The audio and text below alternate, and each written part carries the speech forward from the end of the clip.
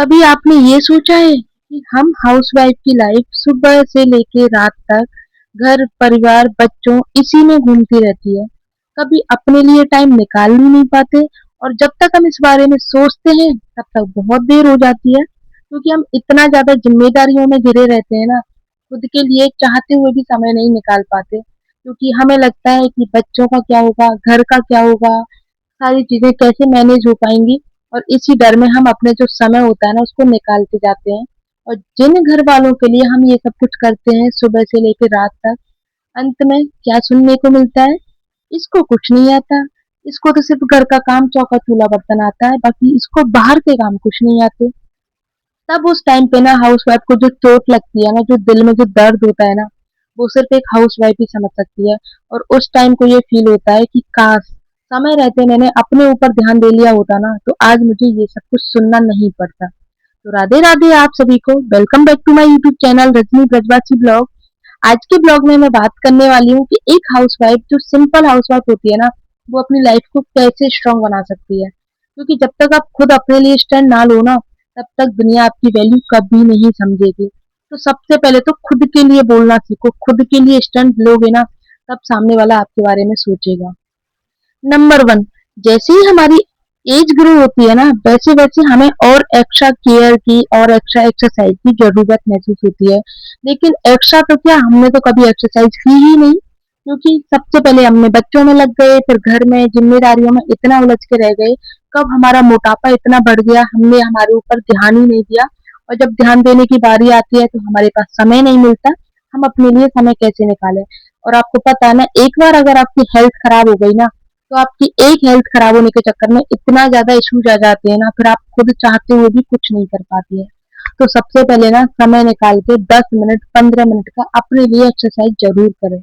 अगर आपको लगता है कि सुबह जितने बजे आप उठती हैं, उतने बजे से अगर 10 मिनट अपने लिए निकाल लिया, तो पति का लंच रह जाएगा, बच्चों का स्कूल मिस हो जाएगा और बहुत सारे काम है वो इधर-उधर हो जाएँगे, यानी रूटीन बदल जाएगा। तो 10 मिनट पहले उठ जाओ, क्योंकि आपको अपने लिए टाइम निकालना है, किसी और के लिए नहीं।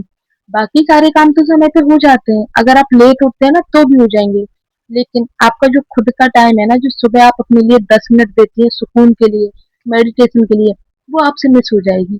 तो सबसे पहले ना खुद को मेडिटेट करो, सबसे पहले खुद के लिए टाइम निकालो, 10 मिनट का ही सही, खुद अपने बारे में सोचना, ना मोबाइल, ना किसी घर के बारे में, ना बच्चों के बारे में सोचना, सिर्फ शांति से। अगर बालकनी है तो बालकनी में बैठ जाओ, अगर छत है आपके पास खुली तो छत पे बैठ जाओ और सबसे अच्छा अगर आपके पास में पार्क है आपके घर के आसपास तो थोड़ी देर आप सुकून से 10-15 मिनट निकालें। उससे क्या होता है ना, आपकी पूरे दिन की जो एनर्जी होती है ना वो आपको 10 मिनट में मिल जाती है और आप पूरा दिन उसी एनर्जी से चलती रहती हैं। आपका माइंड भी खुश रहता है और आप खुश पॉजिटिव भी रहती हैं कि हाँ, हम अपने लिए समय नंबर निकाल पा रहे 2 हैं। जब आप घर में काम करती हैं ना, तो आपके घर में जितने भी मेंबर हैं, जो मैं बच्चे या बड़े बुजुर्गों की बात नहीं कर रही, मैं कर रही हूँ कि जो हेल्थी हैं, जो चलने-फिरने में कैपेबल हैं, जो खुद अपने काम कर सकते हैं, उनको अगर आप अपने हाथ में काम करके देती हो ना, तो सबसे बड़ी बेवकूफ़ आप हो, वो नहीं है। क्योंकि जब वो कैपेबल हो ना, तो खुद अपने काम कर सकते हैं, जैसे कि अपने जूठे बर्तन रखना, अपने शूज़ रखना, अपने कपड़ों की तय करना, अपने कपड़ों की प्रेस करना और भी छोटे-मोटे बहुत सारे काम होते हैं, जो वो अपने खुद कर रहे हैं, तो आपको एक्स्ट्रा टाइम मिल जाता है अपने लिए। क्योंकि अगर हर मेंबर अपना-अपना काम थोड़ा-थोड़ा भी करे ना, तो जो हाउसवाइफ के ऊपर जो लोड होता है ना काम का, वो थोड़ा कम हो जाता है। हो सकता है 1-2 दिन उनको बुरा लगेगा जब आप बोलेंगी उनको काम करने के लिए। 1-2 दिन बुरा लगने के बाद में 3-4 दिन बाद में अपने आप थोड़ा-थोड़ा नॉर्मल होते चला जाएगा। क्योंकि आप उनको ना जब तक ये नहीं बताओगे कि मैं भी अकेली हूँ, मुझे भी थोड़ा-सा ज़रूरत होती है अपने ऊपर ध्यान देने की, थोड़ा-सा अपने लिए समय निकालने की, तो शायद वो लोग समझेंगे। क्योंकि हम जब तक शुरुआत नहीं करेंगी ना, तो सामने वाले को जब तक आप सारी चीज़ें हाथ में दोगी ना, तो सामने वाला कभी नहीं कहेगा कि मुझे ये चीज़ें आप हाथ में मत दो, मैं खुद से कर लूँगा।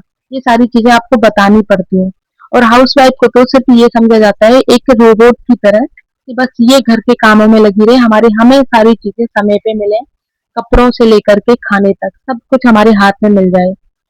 तो वो जो टाइम होता है ना, वो अब वो टाइम नहीं रहा क्योंकि हाउसवाइफ ना खुद भी अपनी जॉब करती है। जॉब के साथ में बहुत सी हाउसवाइफ होती हैं जो जॉब और हाउस दोनों को मैनेज करती हैं, तो उनके लिए ना बहुत ज़्यादा मुश्किल होता है। कि सुबह घर का काम खत्म करके जाओ, फिर ऑफिस में काम करो, फिर आके काम करो। तो वो कहीं न कहीं फ्रस्ट्रेट हो जाती हैं। देखो हर किसी का शरीर ना थोड़ा आराम चाहता है और अगर उस शरीर को आराम ना मिले तो फ्रस्ट्रेशन, चिड़चिड़ापन, नेगेटिविटी, डिप्रेशन ये सब कुछ होता चला जाता है। नंबर तीसरी बात, जैसे कभी हम शॉपिंग करने जाते हैं और हमें कुछ पसंद आ जाता है वहां पे, चाहे वो जरूरत का है या नहीं है, लेकिन हम फिर भी ले लेते हैं और घर पे लाके इकट्ठा हो जाता है। ऐसे बहुत सारे सामान होते हैं हमारी किचन में, हमारे घर में, जो हमारे जरूरत के नहीं होते हैं, सिर्फ हमें अच्छा लगा और हमने ले लिया। इससे जो हमारी साफ सफाई के लिए एक्स्ट्रा केयर, एक्स्ट्रा जरूरत होती है ना, वो और ज्यादा बढ़ जाती है, क्योंकि इतना सारा सामान अगर आपकी किचन में या आपके घर में इकट्ठा हो जाएगा ना, तो आपका घर एकदम चाहे कितना भी आप साफ सफाई रखें ना, तो वो हमेशा मैसी ही लगेगा। क्योंकि जो जरूरत की चीजें हैं ना आप अपनी किचन में रखेंगे ना, तो किचन उतना ही साफ और क्लीन रहेगा। क्योंकि किचन एक ऐसा होता है ना हाउसवाइफ का, उसका ज्यादातर जो समय होता है ना वो किचन में ही निकलता है। क्योंकि हम हाउसवाइफ का सुबह चाय से लेके रात के खाने तक सब कुछ किचन में होता है। तो मैं तो कहती हूँ कि हाउसवाइफ को ना एक छोटा घर, हाउसवाइफ को किचन को एक छोटा घर मान लेना चाहिए, छोटा कमरा उसके बेडरूम से सेकंड नंबर। क्योंकि जितना टाइम तो वो अपने बेडरूम में नहीं बिताती जितना वो किचन में निकाल देती है अपना टाइम। तो किचन को साफ सुथरा रखना बहुत जरूरी है। और साफ सुथरा कब रहेगा, जब आप उसमें लिमिट का सामान रखोगे। अभी आप बोलोगे किचन में तो बहुत सारा सामान रहता है, इसको कैसे मैनेज करें। तो किचन में जो ड्रॉर बने रहते हैं या फिर किचन में रैक्स बनी रहती हैं, उनमें अगर आप सामान को उसी तरीके से मैनेज करो, जैसे कि डेली का जो सामान रहता है, जो आप डेली में यूज करते हो, जो भी किचन में आइटम होते हैं, मसालों से लेके दालें, राशन का जितना भी सामान होता है ना, सब कुछ आज अच्छी तरीके से मैनेज करके रखें ना, तो आपको शायद एक्स्ट्रा सफाई की जरूरत महसूस नहीं होगी। डेली की सफाई में आप किचन की डीप क्लीनिंग को भी ऐड कर लें, तो आपको जो डीप क्लीनिंग हफ्ते 2 हफ्ते में करनी होती है ना, उसकी जरूरत आपको नहीं होगी, क्योंकि आप डेली क्लीनिंग करते हो और आपका घर भी साफ सुथरा रहता है। अगर आपके घर में छोटे बच्चे हैं और वो अपना काम करने में कैपेबल हैं, जैसे कि अभी मेरे बच्चे हैं, मेरे बच्चे इतने ज्यादा छोटे भी नहीं है और इतने ज्यादा बड़े भी नहीं है, वैसे तो सारे काम खुद से कर लेते हैं। जैसे अगर इनका स्कूल होता है तो यूनिफॉर्म पहनना, नहाना, पेस्ट करना, शूज पहनना, ये सारे काम खुद से कर लेते हैं। लेकिन थोड़ा सा जो रहता है ना, कभी चोटी बनाना या फिर उनका टचअप देखना कि उन्होंने शूज वगैरह की लेस प्रॉपर बांधी है, बैग पूरा प्रॉपर पैक किया है, लंच तो नहीं छूट गया उनका, क्योंकि कई बार ऐसा होता है ना बच्चे जल्दबाजी में लंच छोड़ जाते हैं। तो वो सारा काम मैं देख लेती हूँ लास्ट के 5 मिनट्स में। मेरा किचन नीचे है, रूम मेरा ऊपर है, तो बच्चों को ना मुझे तैयार करने में थोड़ी-सी दिक्कत होती है, तो वो चीज़ ना पतिदेव देख लेते हैं, कि बच्चे ने प्रॉपर तरीके से नहाया है या बच्चों ने पेस्ट किया है कि नहीं किया, ये सारी चीज़ें। क्योंकि अगर मुझे इतनी हेल्प हो जाती है ना, तो वो मेरे लिए बहुत होती है। और मेरे बच्चे भी थोड़े बड़े हो गए हैं, तो अपने काम खुद से कर लेते हैं। वरना अगर मैं इन सब में उलझी रहती कि कब बच्चों का लंच बनाऊँ, कब मैं बच्चों को तैयार करूँ, इस सब में, और पतिदेव अगर मेरी हेल्प नहीं करते तो मैं बहुत ज्यादा। अभी मेरे बच्चे जा रहे हैं पूजा करने के लिए, क्योंकि सुबह मैं पूजा करके आई, उसके बाद में फिर बच्चों ने उनके पापा नहा धो के पूजा करने गए हैं और अब जा रहे हैं बच्चे पूजा करने। हमारे गोवर्धन में यही है कि सब लोग नहा धो के सबसे पहले पूजा करने जाते हैं, बाद में कोई दूसरा काम करते हैं। तो यार ना बच्चों की तबीयत ठीक नहीं थी, मतलब स्वरा की मोस्टली बात करूं, इसको मतलब अभी ऐसा फीवर है कि रात को बुखार आता है, दिन में सही हो जाती है, फिर एक दिन सही रहती है, फिर दूसरे दिन फीवर आ जाता है, तो वो कंडीशन चल रही है। क्योंकि मौसम का भी ऐसा इशू चल रहा है, कभी गर्मी तो कभी थोड़ा सा मौसम ठीक हो जाता है। इस वजह से जो वायरल चल रहा है ना, वो बहुत दिक्कत दे रहा है इस टाइम पे। कपड़े वगैरह तो मेरे सुबह जल्दी धुल जाते हैं, क्योंकि मुझे पता है मेरे जो घर में ना सब लोग जल्दी नहा लेते हैं। सब लोगों का मतलब है सास ससुर सुबह 4 बजे नहा लेते हैं, हम लोग सुबह 7 बजे तक नहा लेते हैं, मैं और पति देव। तो लास्ट में बच्चे रह जाते हैं, उनके कपड़े बाद में चल जाते हैं। तो जब सब लोग नहा लेते हैं तो हमारा काम भी जल्दी हो जाता है, क्योंकि कपड़े धुल जाते हैं, साफ सफाई हो जाती है, मेड भी हमारी सुबह जल्दी आ जाती है 6:30। तो एक ये वजह है मेरे घर के काम जल्दी होने की। जल्दी उठने का मतलब ये नहीं है कि आप 4 बजे उठो, 4 बजे उठते ही काम में लग जाओ। तो 4 बजे उठने का मतलब नहीं होता है, मतलब होता है आपके घर के मेंबर कितने बजे उठते हैं। आप कितने ही बजे उठ जाओ, लेकिन जब तक घर के मेंबर नहीं उठेंगे तो बेड फैला पूरा फैला रहेगा, घर की साफ सफाई नहीं होगी, और जब तक नहाएंगे नहीं तो वॉशरूम साफ नहीं होगा, कपड़े नहीं धुलेंगे तो काम हुआ कैसे। सिर्फ झाड़ू पोछा कर लेना ही काम थोड़ी होता है, साफ सफाई भी जरूरी होती है। तो इसीलिए सब लोगों का जल्दी उठना और नहाना बहुत जरूरी है, तभी जाके काम टाइम पे हो पाता है। मैं पता है क्या करती हूँ, जैसे कि मैं हफ्ते 2 हफ्ते में अपनी अलमारियां साफ करती हूँ। वैसे तो थोड़ा-थोड़ा डेली करती हूँ, लेकिन जैसे मुझे कुछ खाली करना है, हफ्ते 2 हफ्ते में बच्चों की अलमारी जब भी निकालती हूँ ना कपड़े सारे फैला के, तो मैं 1-2 कपड़े निकालती जाती हूँ, जो बच्चे पहनने के नहीं होते हैं। जिनको बच्चों के कभी होता है ना बच्चों का कि मन में नहीं होते हैं कि नहीं मुझे ये नहीं पहनना। तो वो कपड़े ना मैं निकाल के एक तरफ रख देती हूँ, उसके बाद में उनको किसी को दे देती हूँ। क्योंकि किसी को रखने घर में रखने से अच्छा किसी को आप दे दो, किसी ज़रूरतमंद को और अगर वो पहन ले तो शायद मैं सोचती हूँ इससे अच्छा काम कोई नहीं होगा। इसको स्टोर करने का कोई फ़ायदा नहीं है कि पहन लेंगे और इस चक्कर में वो सालों रखा रहता है, फिर क्या फ़ायदा? बच्चों का जब एक बार मन नहीं होता है, तो फिर वो नहीं पहनते हैं। अगर आप ज़बरदस्ती कभी पहना भी दें, तो 1-2 बार पहनने के बाद में नहीं पहनते हैं। ऐसा अक्सर मेरी बेटी करती है, तो उसकी जो कपड़े हैं ना, वो बहुत निकलते हैं, क्योंकि उसके ना मन में जो कपड़ा नहीं आता है, उसको वो नहीं पहनती है, चाहे कितनी भी कोशिशें करूँ मैं। इसीलिए उसके कपड़े बहुत निकलते हैं, तो मैं किसी ना किसी को दे देती हूँ उन कपड़ों को, किसी ज़रूरतमंद को जिससे वो पहन लेता है। ऐसी मेरी साड़ियाँ रहती हैं कि कभी अगर जैसे मेड़ होती है, मेड़ को दे देती हूँ या फिर किसी को दे देती हूँ, क्योंकि अलमारी में भर के रखने का कोई फ़ायदा नहीं है। भरी रखी रहती है तो अलमारी गंदी लगती है, फैली लगती है वो और साफ-सफाई भी नहीं होती है। मैं सोचती हूँ जब आपके काम की नहीं है तो उसको घर में रखने का फ़ायदा क्या है?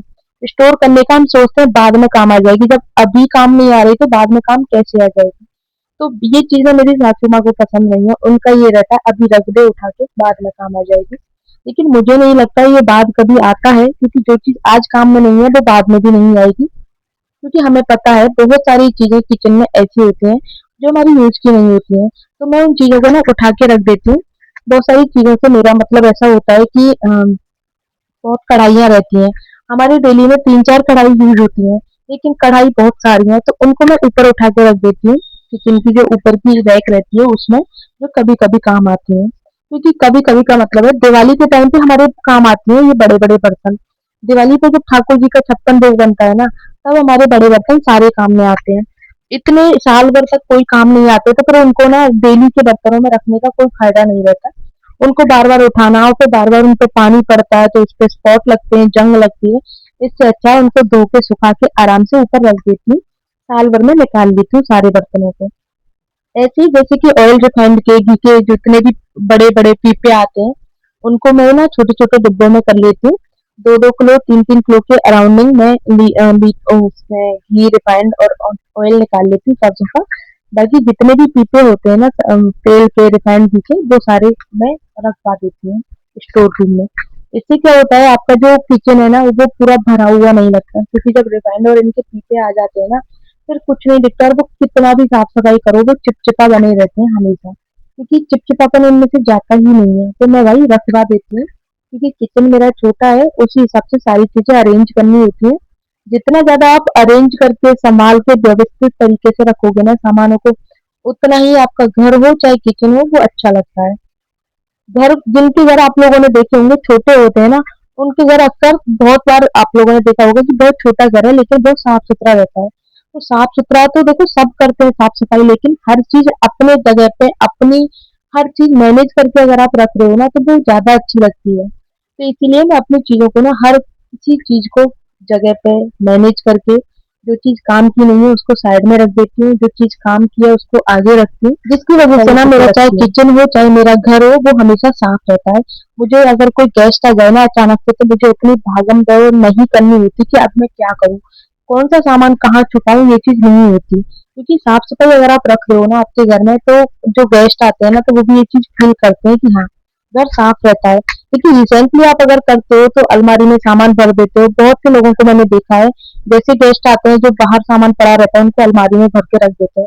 फिर बाद में क्या? बाद में तो और आपको एक्स्ट्रा मेहनत हो जाती है, उस अलमारी को भी साफ करो और जो आपने सामान भरा है उसको भी साफ करो। तो भाई दिखावे के चक्कर में मत पड़ो, जो आपको डेली साफ-सफाई की ज़रूरत जितनी लगती है ना, उतनी ही करनी चाहिए। तो गाइज़ आज के ब्लॉग में इतना ही। आई होप आप लोगों को अच्छा लगा होगा। अच्छा लगे तो प्लीज़ वीडियो को लाइक, शेयर, कमेंट कर देना। मिलते हैं नेक्स्ट ब्लॉग में।